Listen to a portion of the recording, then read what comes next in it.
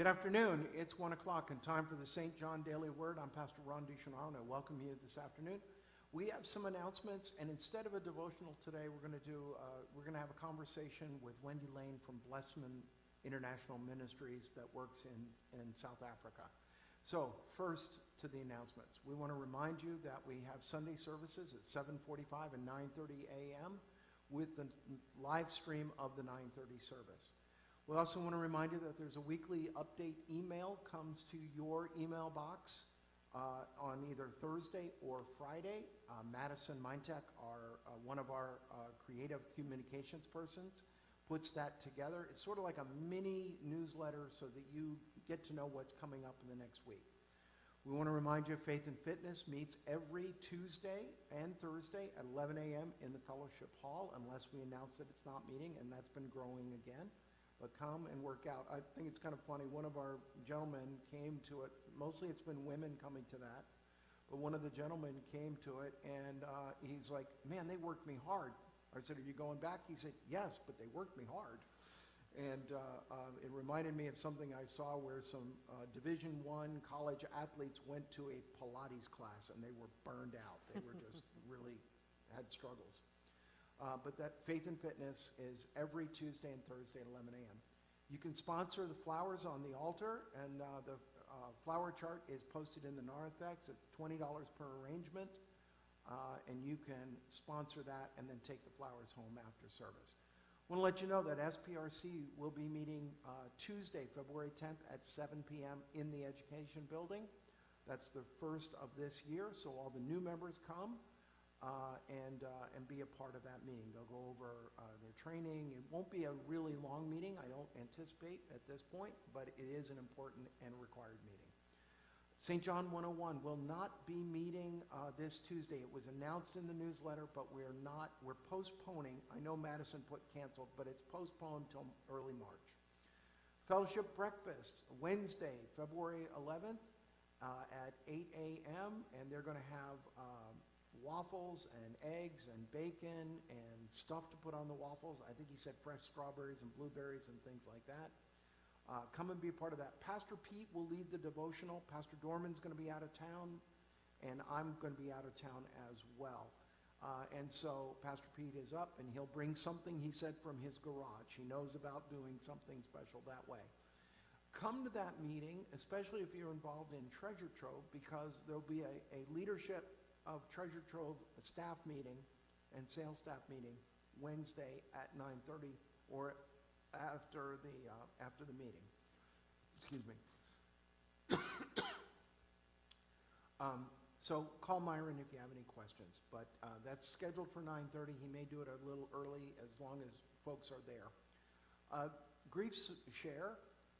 Find support at Grief Share. If you have suffered a loss in the last 6 months or so, we invite you to come to Grief Share. It is a wonderful ministry that helps people to process grief and to understand grief, and that all your responses thus far are normal. They are absolutely normal.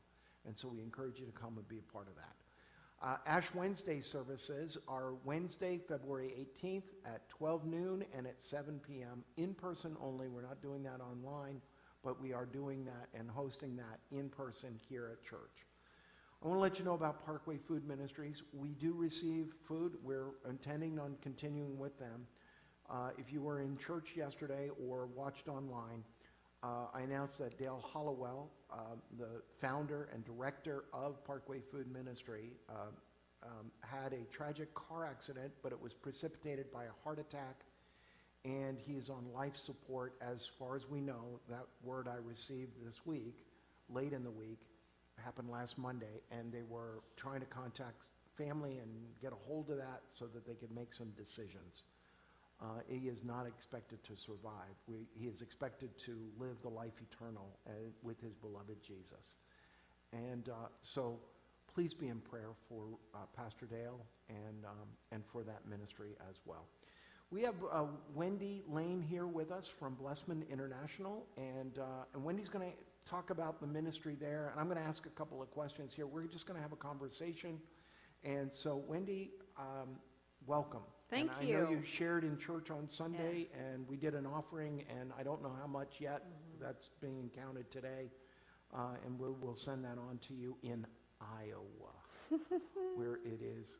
She said it was a warm day here in Florida coming from Iowa. Yes, absolutely. But it is not as warm as where you were 2 weeks ago, right? Or a week and a half ago. Well, yeah, because I was in Africa, and it's summer in Africa right now, so it was in the 80s. Do they really experience winter where Blessman is? Yeah, not really. I mean, they call it winter, but it's like in the 50s.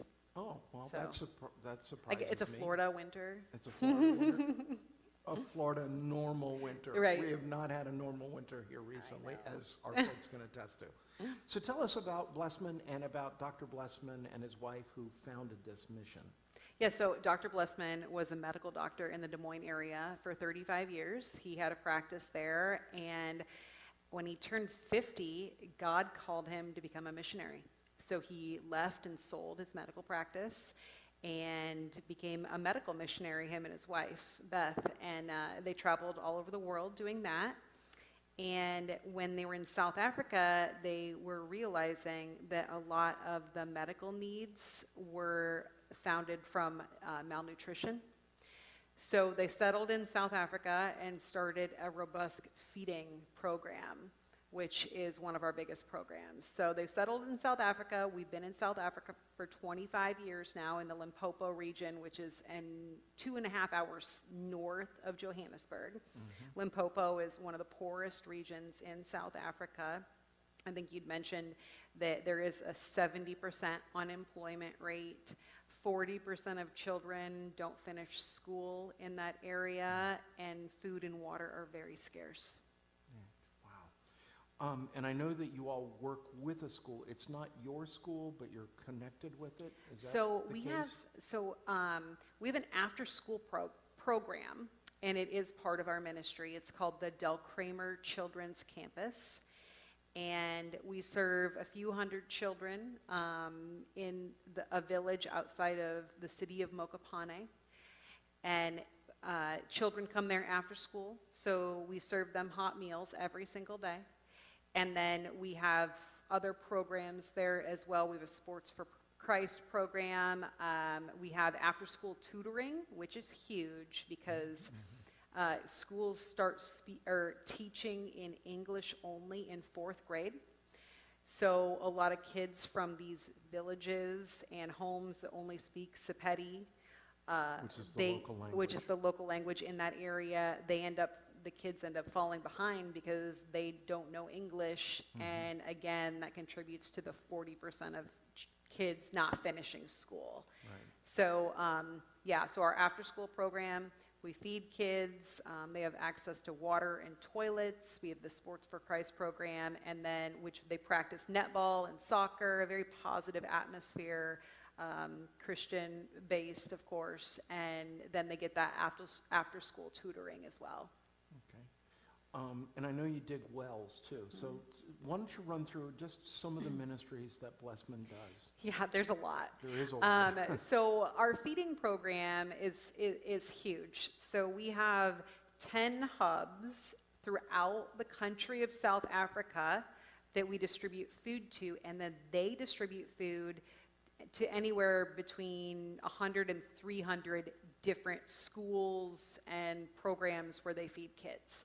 So that's how we feed nearly 50,000 kids. It's just unbelievable. Yes, but the need is so much greater than that. So we also drill wells, and we drill wells at preschools or daycares. They call them creches over there. It's usually between the ages of like 0 and 5. And we drill wells there because those are the most vulnerable children, or the most vulnerable group of people in a community are children. And so then they have access to clean water. We also install drip irrigation gardens. And the wells have to be really deep, right? Yeah. So anywhere from a few thousand to, I think one of our wells recently was 90,000 feet. Yeah. 90,000 feet. That is amazing. Is it just compared to Florida, because the water table here is like what, like 6 feet? Yeah, maybe. On a good day. Yeah. So it's, that's why water's so scarce. And otherwise, I mean, there is no access to water. People don't have like running water in their homes or anything like that. So Or clean water. Or yes, exactly. So women usually, because the unemployment rate's so high, women usually are home during the day, and they will take a wheelbarrow and they will take that to the nearest water source, whether they have to pay for water, whether it's a river, and fill up containers. That are not the most sanitary. Oh my goodness. Yeah. That's something we realized because we drilled these wells that gave access to the community, to every well that we drill, people in the community have access to it. They were bringing the containers to fill the clean water up in these containers that were full of mold all over in the inside of them, which is defeating the whole purpose of having clean water. Right. Yeah. So that makes an impact on the local health. Oh, absolutely. And I would imagine even on the local economy, because Yes. if you are fit, if you're being fed, if you're having enough liquid in you, you can work. You can physically do work where you maybe couldn't do as much before. Right. We've seen in the areas where we've drilled, like I said, we've drilled over 100 wells now.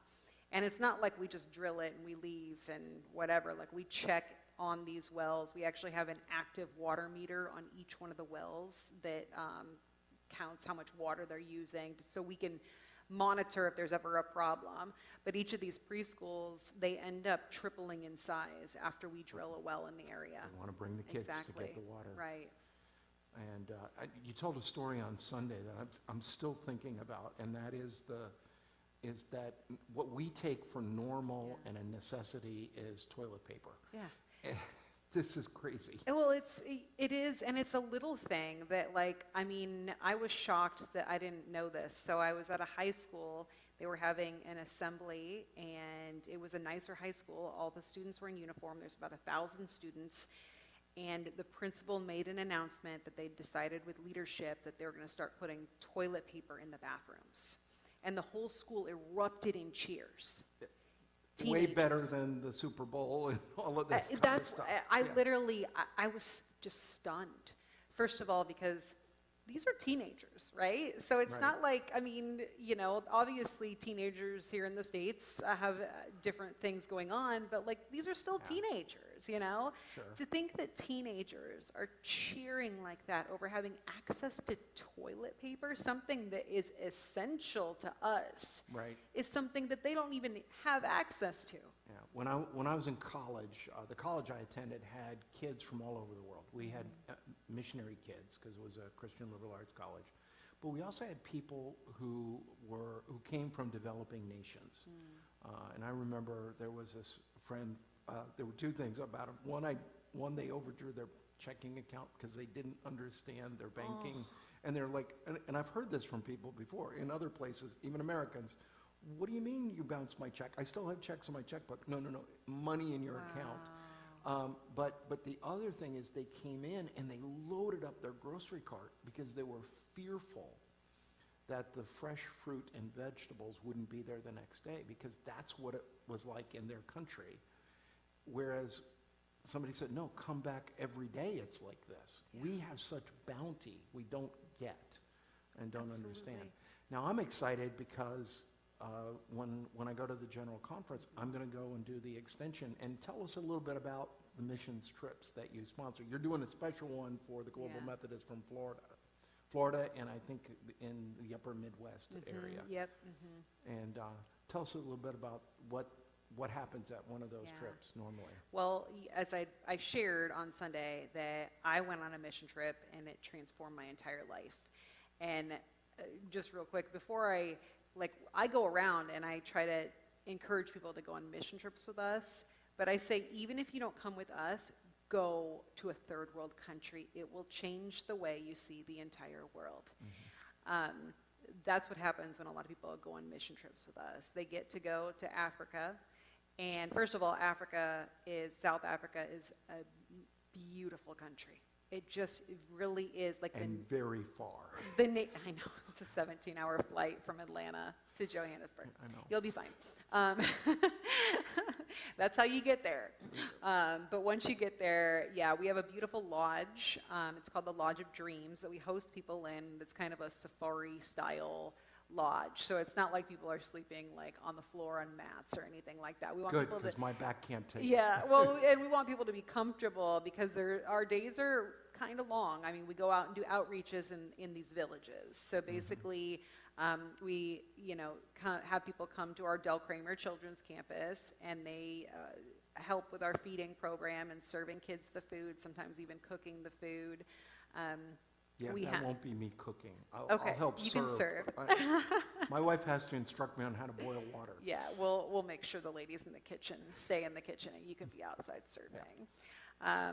We do, as I mentioned, the Girls Empowerment Program. We distribute menstrual hygiene kits. So usually a team will be able to go to a school and help distribute the kits to girls.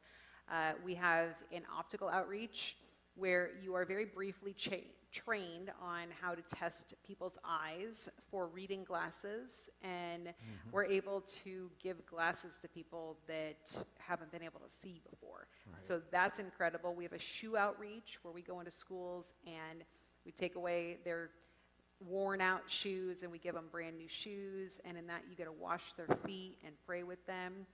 A lot of our outreaches, the important part of it is the one-on-one time you get to spend with people, and that's what I've noticed and seen every time I've gone over there is you can do and do and do, but being present with somebody and giving them your attention. You came all the way from the United States to come and spend time with these people, and it sounds kind of like whatever. It means the world to them. Literally, somebody all the way in the United States cares so much that they got on a plane and rode 17 hours to drive 2.5 hours north to come and talk to me. Yeah. It means everything to them, to pray with them. I mean, they will say over and over, this is such a blessing that you came to see me. I had a friend who went to another place, and she had to do like planes, trains, an automobile. I mean, all kinds of modes. She rode in the back of a dump truck to go. And she kept saying to the folks, you have so little and you have faith in Jesus. And it was so wonderful. And they responded to her, no. We don't have anything but Jesus. We have to rely on Jesus. We marvel at your faith that you have so much and you're willing to leave that and come and talk to us about Jesus. It just broke her down in tears. Absolutely. And it gets me every time. Yeah. So I'm looking forward to that part. There's some things I'm not looking forward to, but and when I say that is, my wife wants me to take pictures of whatever I eat because I'm a very picky eater. But luckily on our trips, a lot of the meals are very westernized. Oh, good. Yes. Good. And you'll have the opportunity to eat game meat, wild game meat, but they also have like steak. Oh, good. But it might not taste exactly like steak here in the U.S. I understand You know, it's so funny. It's not funny. Well, so I went to a grocery store in the city of Mokopane, and like it's a nice grocery store, kind of like Publix, right? It's like they have a nice grocery store there for the people that can afford to buy their groceries there, right? Yeah. So like then you have these villages where people like don't even have cars and can't get to food. But in the cities, it's very westernized. Right. And I went there with a missionary couple, and they were looking for ground beef. And they were like, so we noticed that the ground beef didn't really taste like ground beef, so we read the ingredients on it, and it said like 60% ground beef and then like 40% like soy protein. And I was trying to help them find 100% ground beef in the grocery store, a nice grocery store like Publix. We couldn't find it. Couldn't find it, yeah. Yeah. Oof. So it's like stuff like that where it's like, so they have McDonald's, they have KFC is a big thing, but like it might not taste, the KFC I've heard is much better than the one in the U.S. The McDonald's, maybe steer clear of that. Yeah, I've kind of heard that. Yeah, my wife and I were in Israel, and we saw the Golden Arches as we went by. But the guide told us it's not quite the same. Yes, yeah.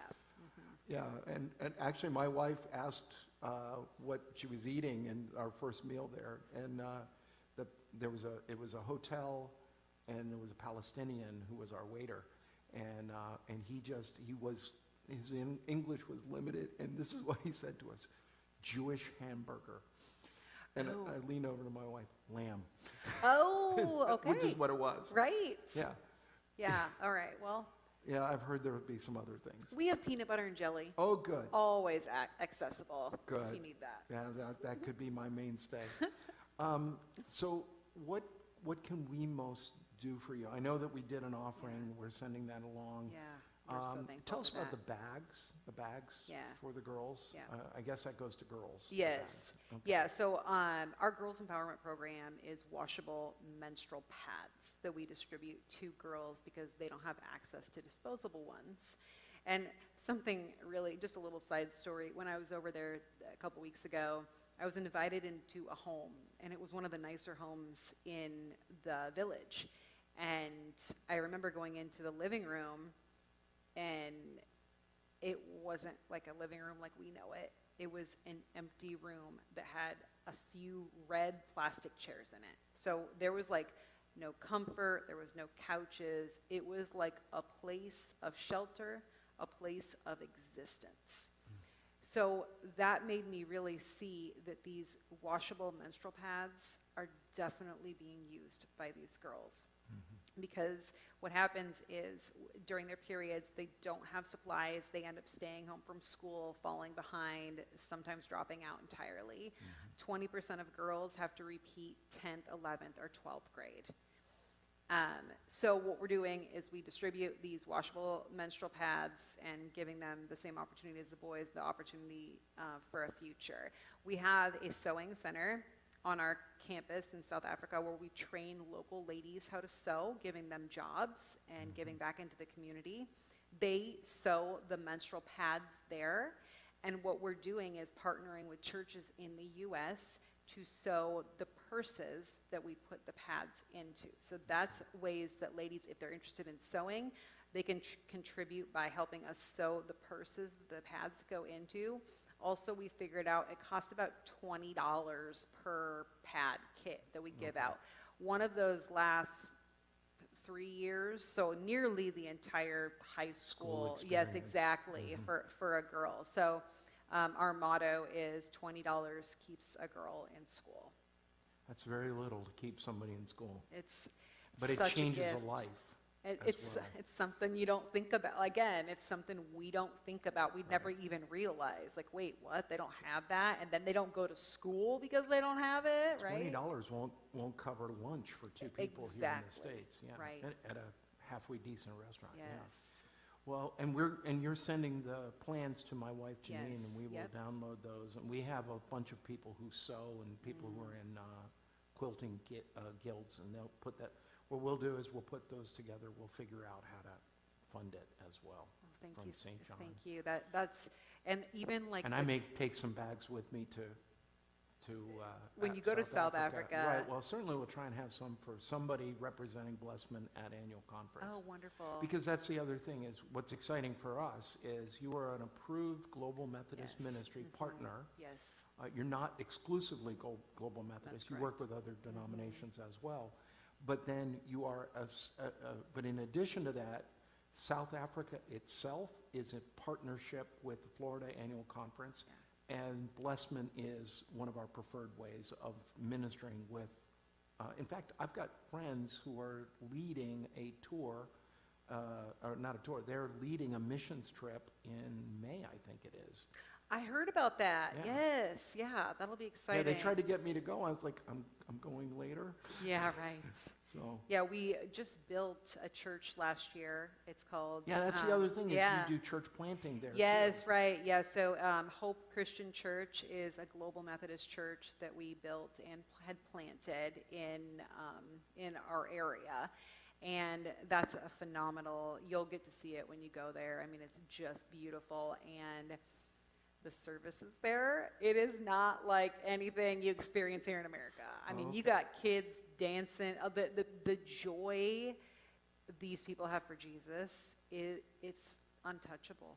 Like, it just really is. It will make you weep seeing these people dance and sing for Christ. What is the faith of an average person in South Africa? Is it animism? Is it different So tribal god type things? Christianity is the biggest faith in South Africa. However, there are like some like ancestral stuff that's added into a lot of it Okay. that So doesn't match. It's called syncretism, where they took Yes, stuff and kind of exactly. watered it down and Yeah, changed it. right. Okay. Yes. So you're light and darkness as well. Yeah. Yeah, absolutely. Okay. And how many times have you been to South Africa? I've been over there 4 times, and like I said again, every time I go over there, I'm humbled. I really am. And I think one of the interesting things is sometimes we're like, we're going to go over there, especially as Americans, it's like, we're going to go over there and like serve these people in need, right? They need us. We need to show them how things are done. We need to show them our faith. And what happens is they do have drastic needs over there, but you'll take away a lot more of They'll learning. meet some of our needs. Yes, like learning how to have joy when you have nothing, like you were just talking about earlier, and have like the faith of these people, because they're not so distracted by everything. So they teach us a lot too. Well, I'm not looking forward to the long trip to get there, but I am looking forward to see it. Janina's not going with me, but I will be able to send her a lot, of pictures back She'll and be there forth. in spirit. You She'll can be send there in her. spirit. Yeah, if she likes giraffes, we have giraffes She on our loves property. giraffes. You got to come, Janine. Yeah, There's a place at Disney World we've stayed in the Animal Kingdom Lodge, and you can go out and see the giraffes at night, and she likes doing that. So they have giraffes on our property that are wild giraffes that are in our area. We have lots of like incredible wildlife. We have And a it's zebra. right next to a preserve too, right? Or near Yeah, a preserve. it's near a preserve, but we also have, so we went on this photo safari tour. I'm going to do that too. Yeah, and it's incredible. I mean, we saw like rhinos and hippos, but like they were like, oh, look, giraffes. And I was like, I don't need to see those. We have those on our property. I walk with those every day. Like every morning I go on a walk and the giraffes walk with me. I think I fed one time at Busch Gardens. They Their have tongue purple is rather tongues. rough. Yes, yes. Yeah. Okay. So what can we most pray for? Because that's the other part that we can do. Yeah. So we have had an issue, and we talked about it last year, with getting food that's been donated to us into the country of South Africa. One of our biggest donors is Meals from the Heartland. They're packaged meals that are packaged in the Midwest. Convoy of Hope is a partner of ours. They shipped the food over last February or March last year.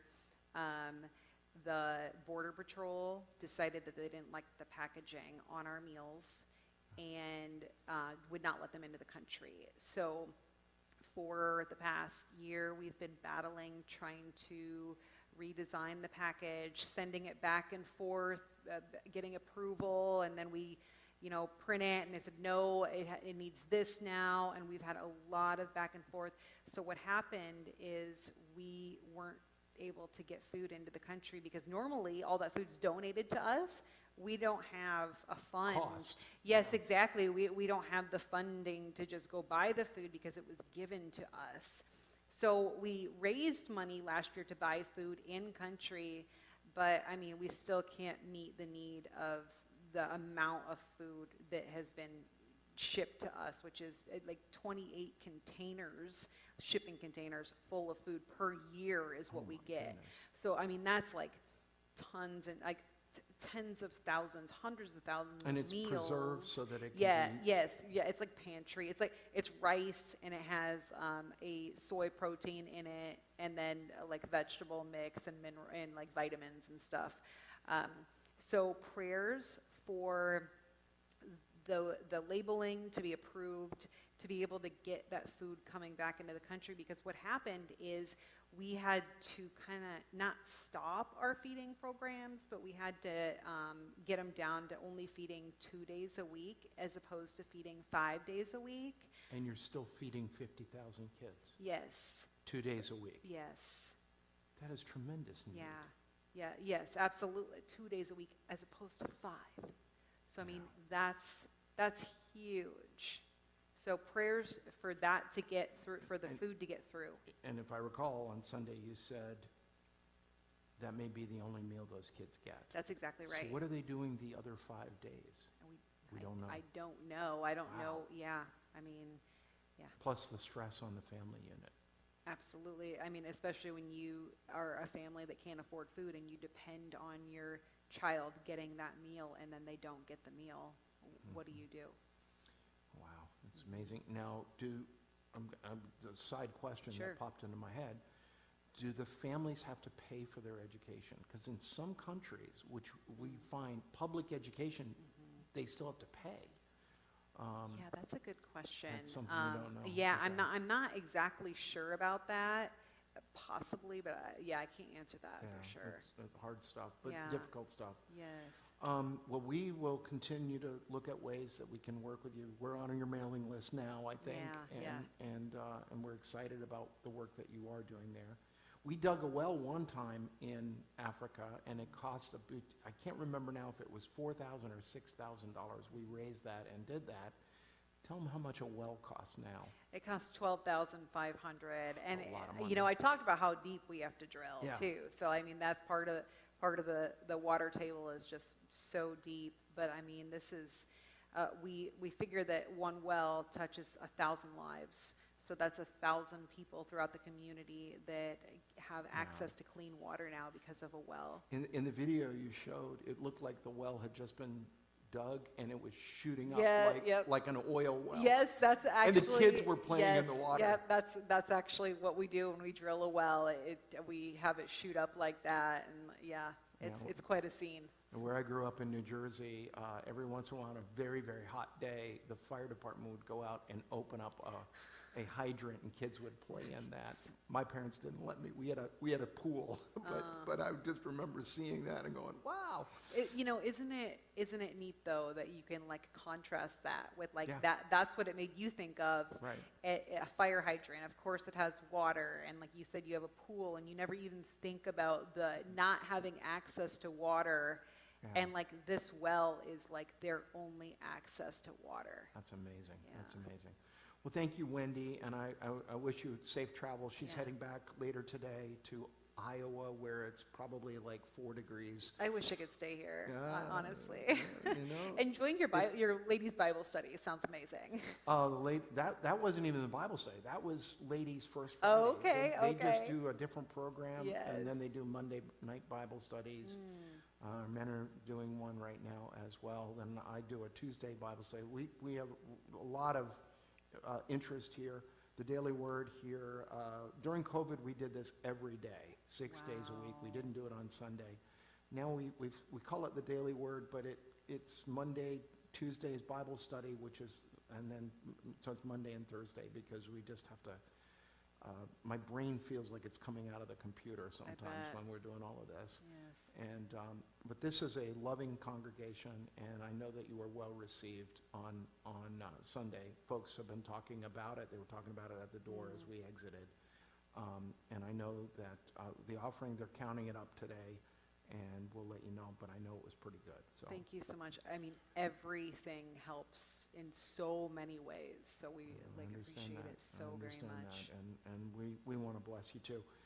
I want to remind our folks, though, too, what I say every day, that we do this, and that is that God loves you, this church loves you, I love you as your pastor, and we're going to pray for Wendy right now and Blessman. Let us pray. God, we ask that you would watch over Wendy, bring her back safely to Iowa, and then back to South Africa when she next goes. We pray for the ministry that Blessman does, and that and for us partnering alongside. As a church, as a denomination, and as an annual conference, we are privileged to do this, to change people's lives, to bring the gospel, and to make it real for folks. We demonstrate by our good works, not our desire to go to heaven, but by our good works, we show God's love in action. And we give you thanks and we praise you. And we ask, oh Lord, that you will bless men. And that they will make a true difference in South Africa. We pray these things in the name of the Father, the Son, and the Holy Spirit. Amen. God bless you. Have a great day. We'll see you tomorrow afternoon in Bible study. Bye now. Thanks for being with us.